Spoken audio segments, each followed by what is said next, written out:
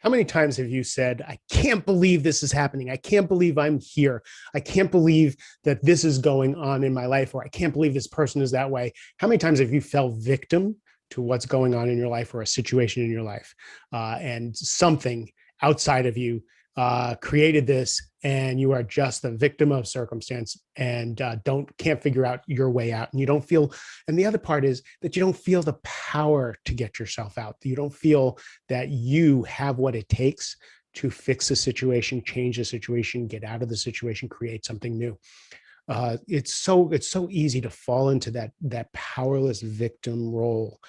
So what I want to talk about today is how a tool to get you to take responsibility for what's happening in your life so that you feel empowered, so that you can create something different. Now, when I say take responsibility for a situation, so if if something's in your life that you don't like, taking responsibility is very different from blame. And I'm always nervous about having people do this because it's a nuance. One is empowering and one is disempowering.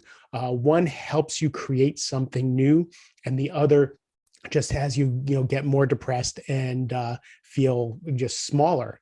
So blaming yourself, this is all my fault, doesn't help. Just like it doesn't help to blame other people, it's all their fault.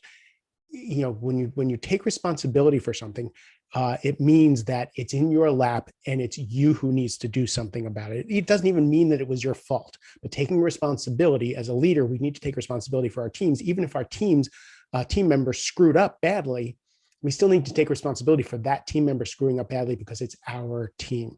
So I want to talk about how we can take responsibility and then how we can dig ourselves out or change a situation because we do have the power. Because watch, if we take the responsibility that we created the situation that we're in, then we have the power to create something different. If I dug a hole, I can fill in a hole. Does that make sense? So if I have the shovel, I dug the hole, I dug it really deep. Now I can figure out a way to fill it up with the same shovel because I had the power. Repeating that because I'm just kind of thinking about the analogy.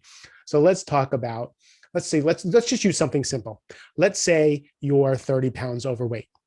Oh my God, I can't believe I'm so fat. I can't believe, and you're blaming yourself, right? Now this is where you're blaming yourself. Can't believe I'm so fat. Oh my God, I have no willpower. I have bad genes. I don't have time to exercise. Oh my God, I can't believe I'm so fat. Look at those other people. If I didn't have kids, then I could be like a supermodel too. Or if I didn't have this demanding job, or if I just wasn't so hungry all the time, blah, blah, blah, blah, blah, right? And we all have that internal dialogue. I have it all the time, especially when I eat too much for lunch.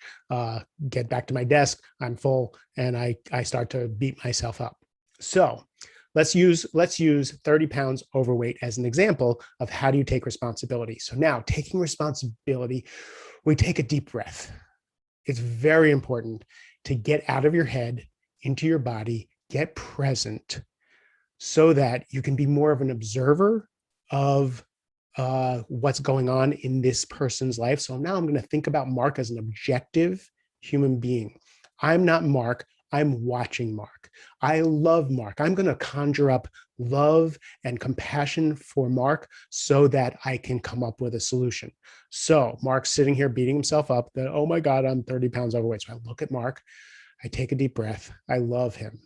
Now, the question is, how did I create being 30 pounds overweight? So what was the perfect system? If I created the perfect system for being overweight, now you can use being in debt, you could be used in a dead-end job, you could be in a bad relationship, whatever situation you're in. Now you write down at the top of the page, I created the perfect system to be 30 pounds overweight. And now, again, this is why you have to be breathing and you have to be objective and you have to be loving. How did I create being 30 pounds overweight? And now you start looking at it. Well, I eat too much, right? Okay, that's great. But now we want to do it in a more objective way. Instead of I eat too much, here's the perfect system, and I'm going to teach you. And this is a good hack here. By the way, I learned this from my coach, Rich Litvin. And then it was brought to perfection by a colleague and a friend of mine, Adam Quiney. So if you guys are listening, I'm totally giving you credit for this because it was so brilliant in how to take responsibility. So if I'm going to teach you how to be 30 pounds overweight, that's, that this is the system that you're going to write. So you're writing the manual for this. So you take at the top of the page, this is the perfect system for being 30 pounds overweight. Eat too much. Don't drink enough water. Eat fries and a burger instead of salads. Make sure you put on too much salad dressing when you do eat a salad.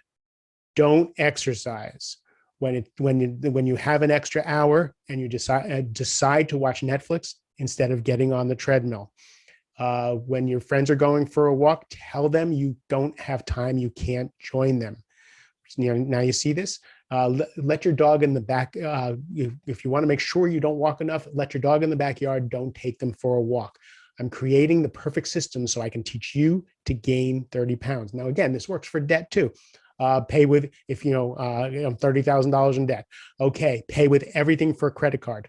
Don't look at your finances ever. Never pause. Always get whatever it is that you want at the time. Consume, consume, consume. For food and buying things, it's when you have a feeling, go shopping or eat something, right? So now I'm teaching you how to be in debt. I'm teaching you how to have a dead-end job. I'm teaching you how to be 30 pounds overweight.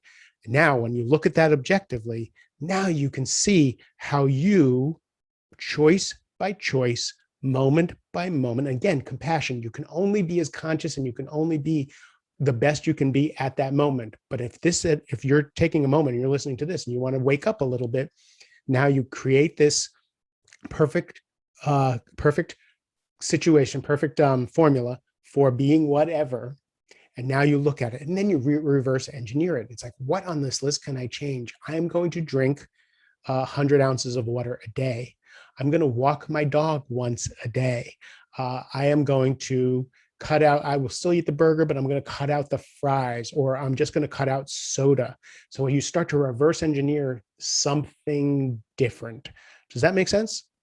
If you need help with that, love to walk you through it. Send me a note and we'll see if we can go a little deeper on that. Appreciate your time and your attention. Hope this wasn't too confrontational. No, actually, that's not true. I hope it was confrontational because I really want you to have the life that you want to have. And step by step, the pot gets bad drip by drip. The pot gets good drip by drip. I'm really screwing up a Buddhism quote, but it takes little baby steps to put yourself into a situation, to create things. It takes little baby steps to bring yourself out. I love you. Have a great rest of the day.